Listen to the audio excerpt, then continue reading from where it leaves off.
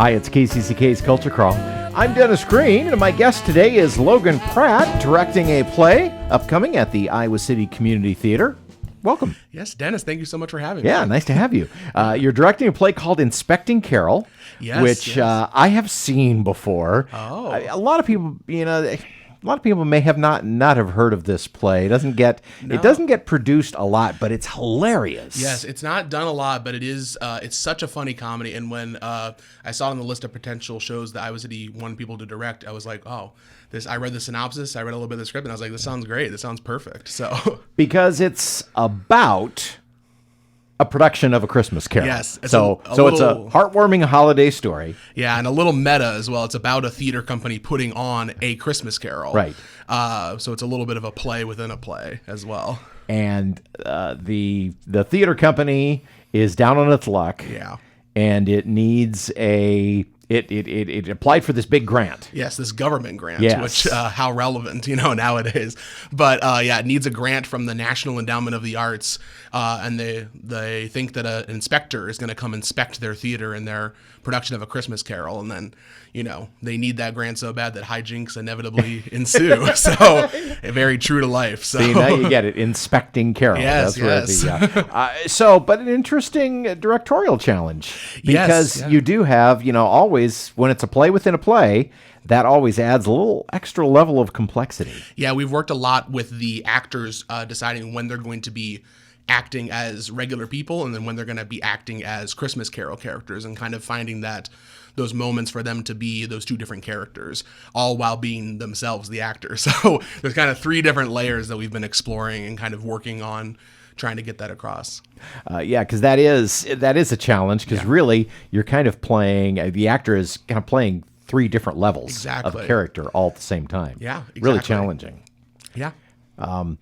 So then tell me a little bit about the set. I know that the theater is kind of in between permanent locations, so you're a little bit itinerant these days. Yes. So that means I'm sure that you probably can't have as complex a set as some plays. Yeah, would. so the play is going to be produced at a place called Dream City that just went through a recent renovation over the summer, and it's the first time that I know of that they are helping us to produce a full play. This is a new venue for me. Where is it? It's in Iowa City, on the south side, and then so they're producing a play for the very first time with us. So a lot of different challenges. The set is kind of being a lot more, mobile than it needs to be. So trying to limit the amount of permanent things that we put in there and trying to make it very light and very, stuff. So it's a little bit of a stripped sound set, but I also like that because that means we can focus a lot more on the characters and the comedy of it, which is what I've really enjoyed directing about this piece. And the productions of this that I have seen, people have really let their imaginations run wild with some of the... I remember one production I saw, there was one character who they just dressed him up in a different costume every time he walked on stage. Yeah. Sometimes he was in drag, sometimes he was dressed in a disco jumpsuit, and never said a word about why he was doing that. It was just a crazy thing that went along. Yeah, well, we'll have to look into that. I'm not sure we'll be able to do that at this point. But honestly, what I've really loved about this show is not necessarily the technical elements, but like we've gathered, some of the funniest people I think in Iowa City, and they are just doing a bang up job of finding the bits and the moments. Every time I go down for rehearsal, we're just laughing our butts off. We're just having a grand old time. And if we're laughing that much at rehearsal, when it's fully staged, I can't wait to see how an audience is going to react. Oh yes, definitely. So you open on the 14th. Yes. So coming right up. Yes. You're kind of in crunch time right now. As you look at this, and it's a little bit like trying to pick out your favorite child, but is there what's a particular moment in the show or an aspect that you are just so excited for people to see?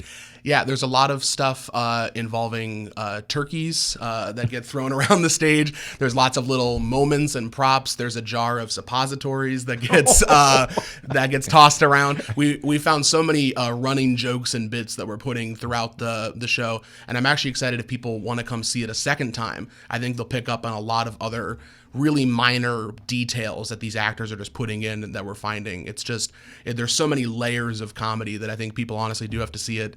Not just because we want more ticket sales, but people should genuinely come see it more than once because I think they'll find something new every time in it. That is really, really fun when you can find and bury little Easter eggs in there that you know some people will get and some people might have to come back to fully appreciate it. Yeah. Some hidden gems in there.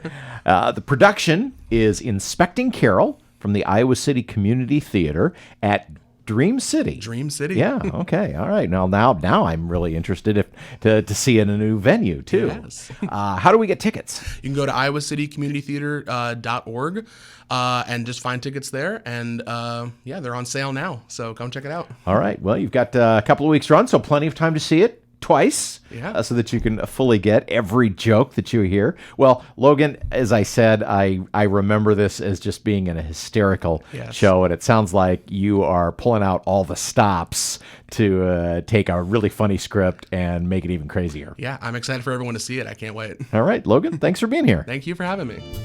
You can hear The Culture Crawl live on the radio most weekdays at 10:30, on demand at kcck.org/culture, or subscribe using your favorite podcast player. Watch our videos on the KCCK Facebook and YouTube channels. Our producer is Lydia Kilgore.